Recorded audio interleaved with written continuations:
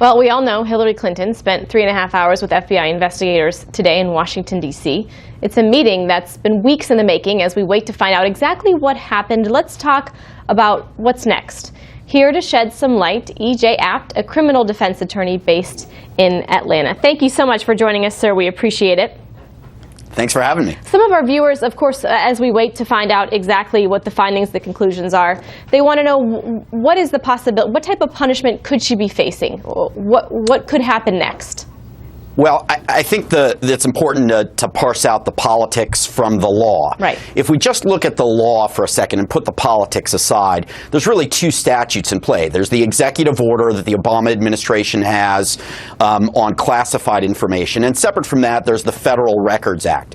The executive order essentially would, if properly analyzed, show that Hillary Clinton broke the rules. It's a rule, it's a policy, it's not a criminal law per se. So she could be found as having broke the policy by having a private email server, by not securing classified information.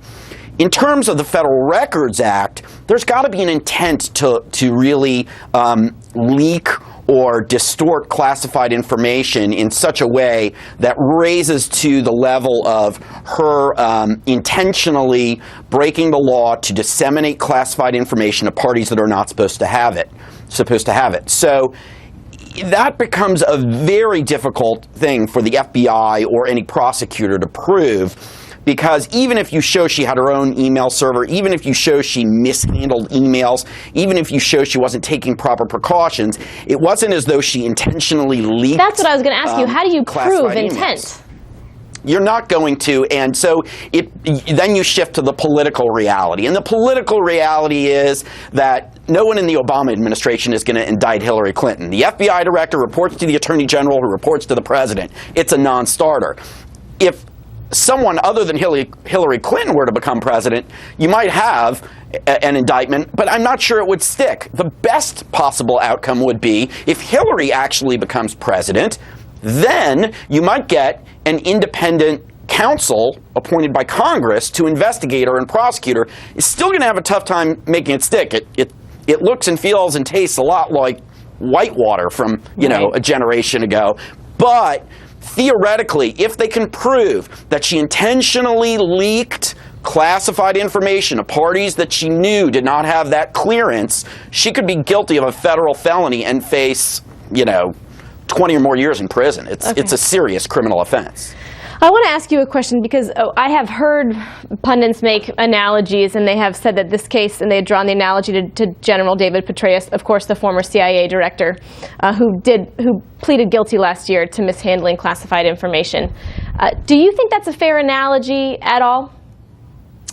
That's a really good point. I don't know that it is particularly fair because Petraeus actually took pieces of classified information that had active, ongoing combat strategies and leaked them to a reporter, to an actual journalist who was doing a biography on him, who he was obviously having this affair with. But so what I'm understanding is you're saying intent could be proven there. Yeah, I think there's more of an intent there because he knows that that's actionable intelligence, and he's giving it to someone who's at least in name, in the press. But if Hillary Clinton knew that she had her own server, which she knew perhaps was unprotected. Yeah, and I think that there are clearly some advisors she was consulting that she knew did not have security clearance, but she was from the emails, if you actually sit down and read them, it looks like she's asking them questions about strategy and political advice, and she's not necessarily leaking actionable confidential information. So there may be a distinction there, both in terms of the law, substantively, and the intent. It's not as though she, leaked information to the New York Times and said, hey, I want you to know, here's what's going on on the ground in Afghanistan or something like that. So I think there is sort of a difference there.